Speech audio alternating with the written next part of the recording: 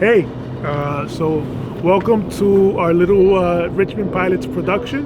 You want to do a little introduction on how to schedule your flight. It's a beautiful day out there, not a cloud in the sky, so it's a perfect day for flying. So follow along the video. We have Dave behind the camera, so we're going to show you how to do a scheduling on Flight Circle. And after we do the scheduling and check and dispatch, we're going to show you how to properly check in the flight, entering the TAC hours, and also, very important, don't forget to do your fuel reimbursement if you fuel outside of one of the approved airports that accept our fueling card.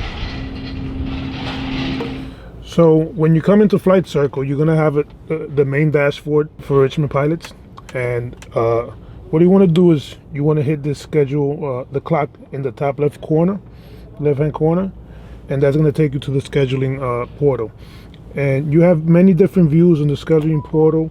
You have split horizontal, so basically you could click on the planes and it's just for that day, and it does the 24 hours of the day. Personally, I like to do the month because it shows you the planes and who has it for the specific days. So now we're on, today is Wednesday, April 8th. So the days do disappear, but the day of the week disappear rather, but the day of the month, the actual number stays there. So you know that, Sunday, Monday, Tuesday, Wednesday, obviously, right? So now let's go for do a new schedule. So you go in here, new reservation, you choose the member. And I think the default block is 4 hours, but you could choose the time of where you want it. Right now it's 4:51, so we'll do 5:30 p.m. And you have to change the time, obviously. So let's go to 10 p.m. and then over here in the drop-down menu, you choose one of the aircrafts, 527 to Romeo, or in this case, Papa Delta, because 527 to Romeo is an annual. And these are not required, but if you want it, just like in Schedule Master, you could just put whether you're going to be VFR, IFR, or if you're going to be doing a cross country or the route. And then you basically just, obviously you could also check the discrepancies, that whether it's a grounding discrepancy or not. And when you do the dispatch, you'll be able to see any type of reminders for the specific aircraft. So we have Wednesday, April 8th, 5:30 to Wednesday, April 8th to 10 p.m. And we have 38 Papa Delta. So we save it.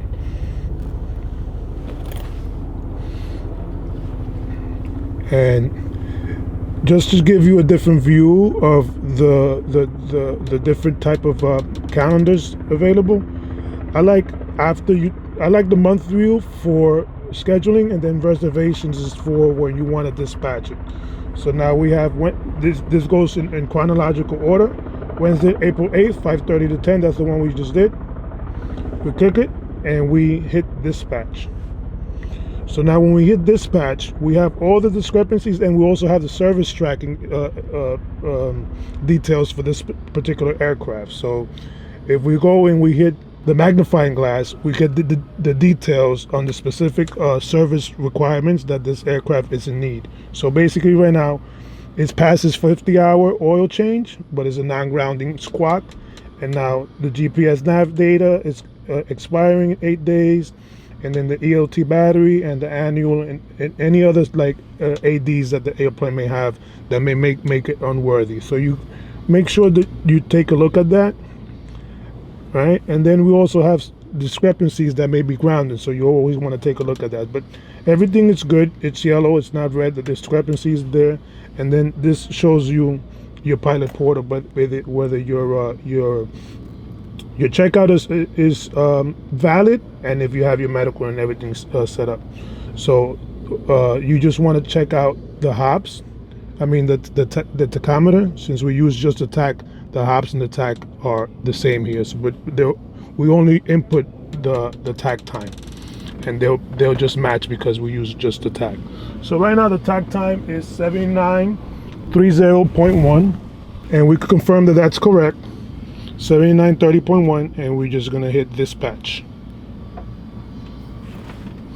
And now when your reservation turns green, means that your reservation is active and you're basically flying or about to fly. All right, so we're gonna walk you through the check-in process on Flight Circle. So if you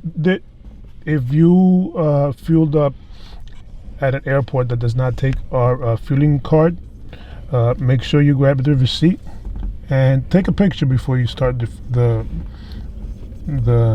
check-in process. Take a picture of the fuel receipt. All right, and now we're ready to do our check-in. So we go to Flight Circle.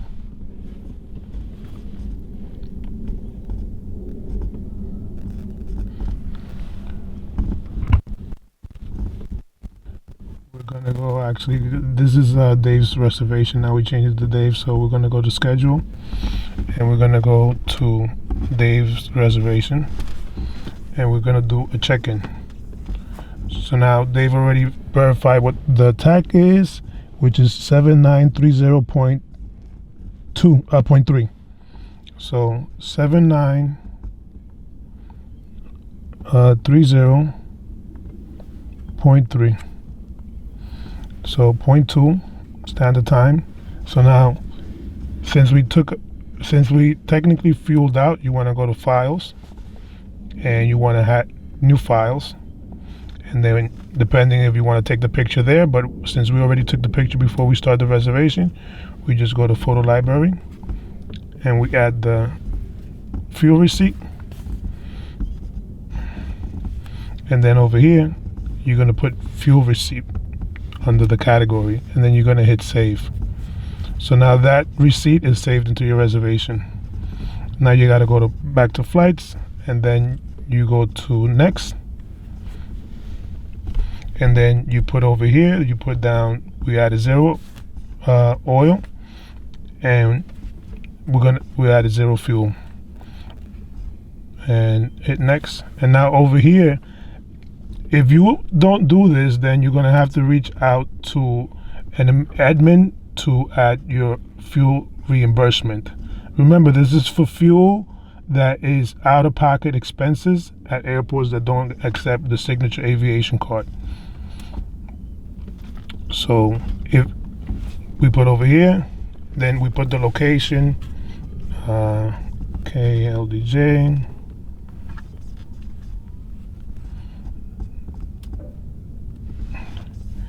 and put 0.1 gallons, and then 0.1, and then we're going to put test over here, and then you add the fuel reimbursement.